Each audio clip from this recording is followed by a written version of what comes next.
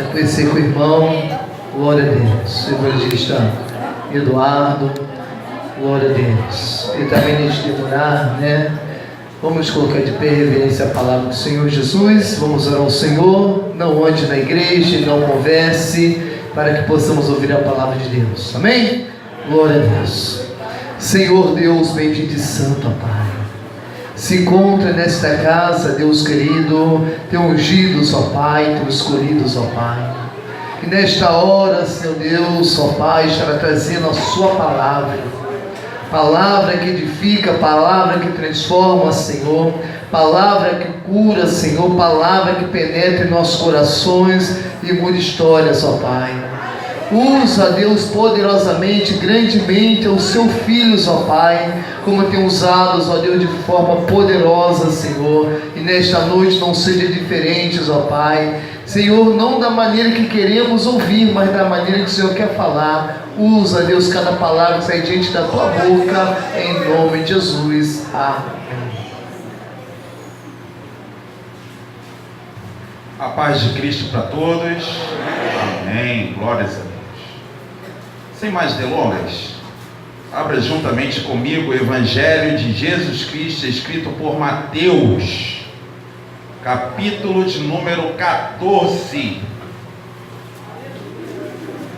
Vamos ler apenas o verso de número 25. Evangelho segundo escreveu Mateus, capítulo de número 14, verso de número 25. Depois eu peço que a amada igreja continue com a sua Bíblia aberta, que nós vamos explorar rapidamente alguns versículos. Todos acharam? Digam amém. Amém. É uma alegria estar aqui, depois de alguns anos, retornando a esta igreja, na incumbência de ministrar a palavra do poderoso Deus. Quero agradecer ao nosso amado dirigente, evangelista Jacó, pelo convite, e que Deus continue abençoando a vida do nosso prezado evangelista, extensiva a toda a membresia desta igreja. Diz assim a palavra do Senhor: por volta da quarta vigília da noite, dirigiu-se Jesus para eles, andando por cima do mar. Vamos repetir, por gentileza, apenas esse versículo de número 25. 1, 2, 3.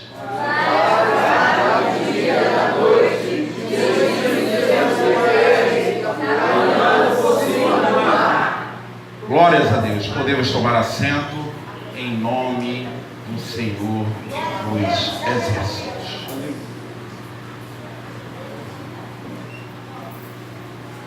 Queridos, um texto bastante conhecido de todos nós.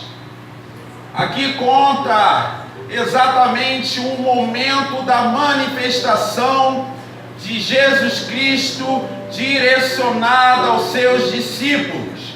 A primeira coisa que eu aprendo aqui nesse texto importante, que ali estava exatamente 12 discípulos. Eles não eram ainda apóstolos de Cristo. Por que isso? A palavra discípulo significa ensinado, aluno. Então eles estavam ali como aprendizes.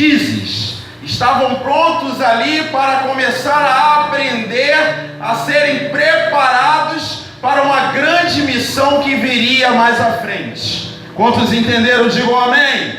Amém. Aí o que acontece? No capítulo de número 14, relata dois cenários. No capítulo do versículo de número 1, ele fala sobre a morte de João Batista, homem de Deus, profeta do Senhor, que vivia segundo a palavra, em plena comunhão com o seu Deus. E mais adiante, no versículo de número 13, ali fala sobre a multiplicação dos pães e dos peixes, que Jesus, ele pega aquela quantidade de 5 pães e 2 peixinhos e levanta suas mãos para o céu e abençoa. E vocês sabem muito bem que acontece um grande milagre da multiplicação. E aqui eu entendo em rápidas aquilo que nós adquirimos da parte do Senhor, automaticamente haverá multiplicação, haverá um grande milagre sendo derramado sobre a sua vida financeira. Aí chega um momento, nos outros evangelhos sinóticos, relata exatamente que os discípulos não haviam compreendido aquela multiplicação dos pães e dos peixes. Então haveria uma necessidade, Jesus observando e vendo, que haveria uma necessidade de mostrar para eles claramente que eles não estavam simplesmente de um lado de um profeta, mas sim daquele que está escrito no livro do profeta messiânico, profeta Isaías, que iria pisar na cabeça da serpente e que seria o próprio Filho de Deus, manifestado através de Jesus Cristo. Aí a história começa no versículo de número 22, que Jesus, depois de operar aquela multiplicação dos peixes e dos pães, e ele estava cercado por uma grande multidão, e ali a Bíblia nos relata, e tem algumas versões que diz que Jesus obrigou os discípulos a entrarem dentro do barco. Tem outras versões que diz que Jesus compeliu os discípulos a entrarem dentro do barco. Mas pouco importa a palavra, mas ali está expressando que Jesus ordenou os discípulos a entrarem dentro do barco. No Evangelho de Jesus Cristo, escrito por Marcos, está relatando exatamente que a direção que eles teriam que seguir era para chegar em Betsaida, que significa casa da pesca, casa da bênção, casa do milagre. Você pode repetir comigo? Betsaida é lugar de bênção, lugar de milagre, lugar de mover do Espírito Santo. Aí o povo já ficou alegre. É a mesma coisa, Beth, que Deus, Ele faz na nossa vida. Ele nos ordena a entrar dentro do barco para ir em direção à grande vitória, à grande exaltação. Mas a Bíblia nos relata no versículo 22, exatamente aqui iniciando essa palavra, que Jesus obrigou, significa que houve uma resistência. E tem muitas pessoas que querem resistir à ordem do Senhor. Se Deus Ele mandou você evangelizar, evangelize. Se Deus Ele mandou você descansar, descanse. Se Ele mandou você marchar, você marche. Mas não questione a ordem do Senhor. Obedeça, porque a obediência vai te gerar o milagre que você necessita.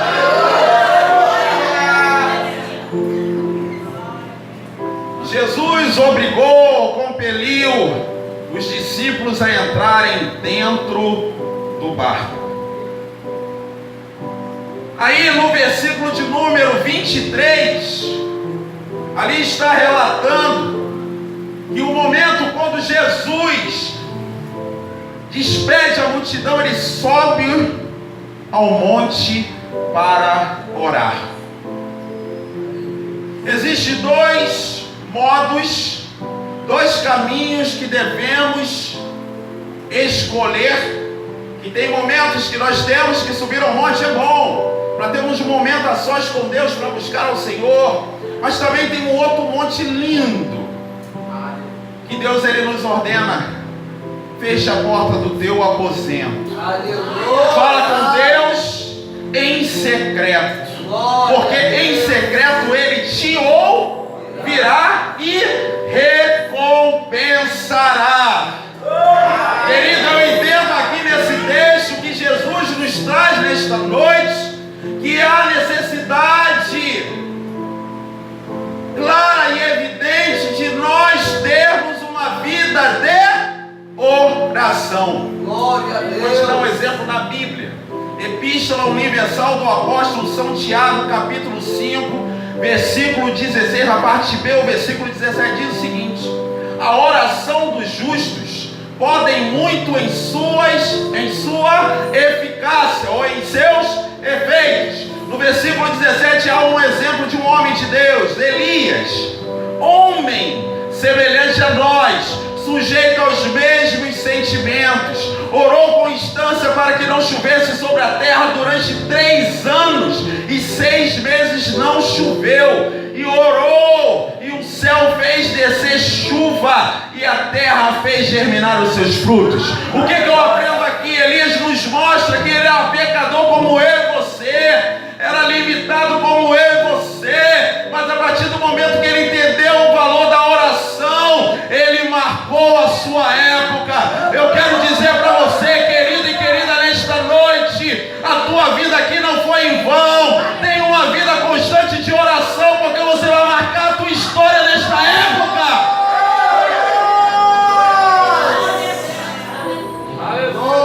Estou correndo.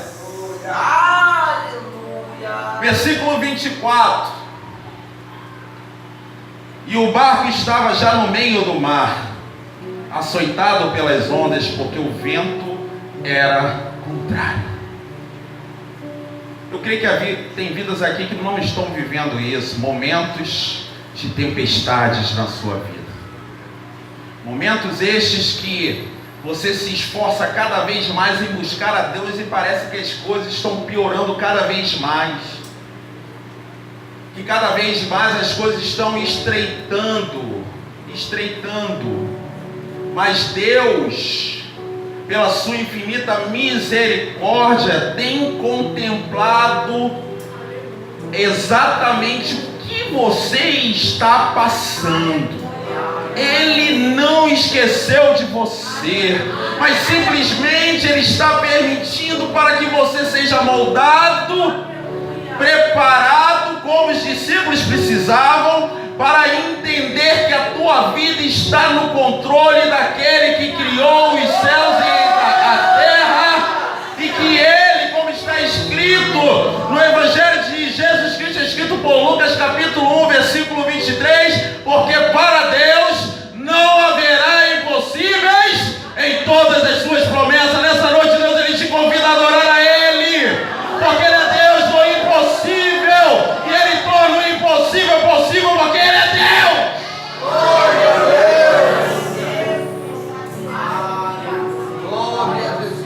E para concluir, versículo 25, acaba aqui. A Bíblia nos relata que por volta da 4ª vigília da noite, Jesus andou sobre as águas. Primeira coisa que eu entendo aqui, queridos, Jesus poderia muito bem chegar no barquinho que já estava ali separado para ele, mas ele simplesmente andou sobre as águas. As águas, nesse texto, significa as tribulações da nossa vida. Significa que Ele está acima, passeando no controle. E o interessante que eu aprendo aqui, que é esse o momento que Ele vai agir na nossa vida. Aquilo que você pensa que não tem mais jeito, não tem mais solução, eu trago uma boa notícia: tem solução, porque Deus está andando sobre as águas. Você que pensa que não vai cantar o hino da vitória, Deus está falando: começa a cantar o hino da vitória, porque eu estou andando sobre as águas, estou indo ao teu encontro, estou indo neste barco aonde eu ordenei que você estivesse.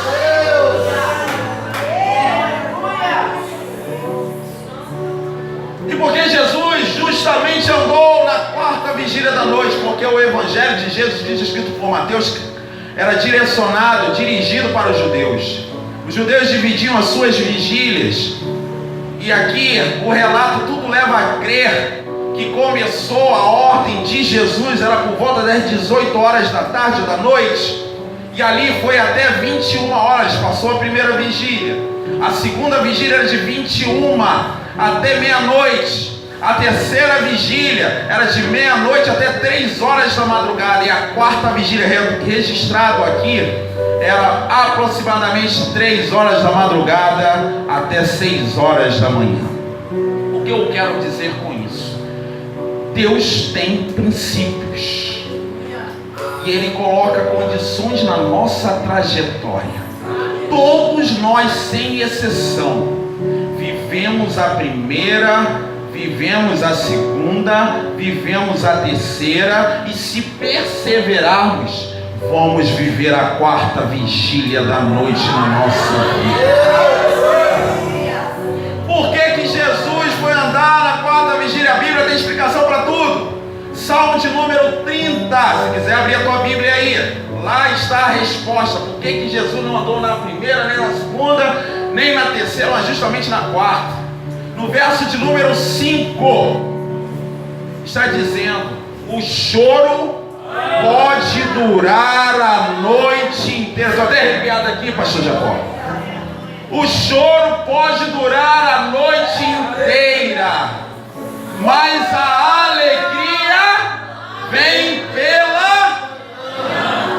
O que ele está dizendo? O choro dos discípulos passaram no início da noite, às 18 horas da tarde ou da noite, mas às 6 horas da manhã, que terminava a quarta vigília, a Bíblia nos relata que houve uma grande bonança. É o que Deus vai fazer na tua vida, e Ele te trouxe nesta noite para dizer que teu choro está cessando, e pelos olhos da fé contemple a alegria vindo, inundando o teu ser e trazendo a paz que você necessita. Pai, eu te louvo, Senhor. Entrego as vidas nas tuas mãos. Tu sabes a necessidade de cada um que se encontra nesta noite aqui. Tu és Deus maravilhoso que guerreia as nossas guerras. Tu és o Senhor dos exércitos. Tu é que peleja por nós. E a única coisa que o Senhor pede para nós é obediência e paciência em esperar o teu agir. Senhor, receba a adoração do teu povo nesta noite. Me edifico porque sinto a tua presença neste lugar. Continue com o teu povo e abençoa no nome de Jesus. Amém. Glória a Jesus. Deus possa abençoar grandemente nosso amado evangelista, em nome de Jesus. Amém, queridos? Palavra rápida, mas a palavra realmente direcionada do Espírito Santo sobre nossas vidas. Amém?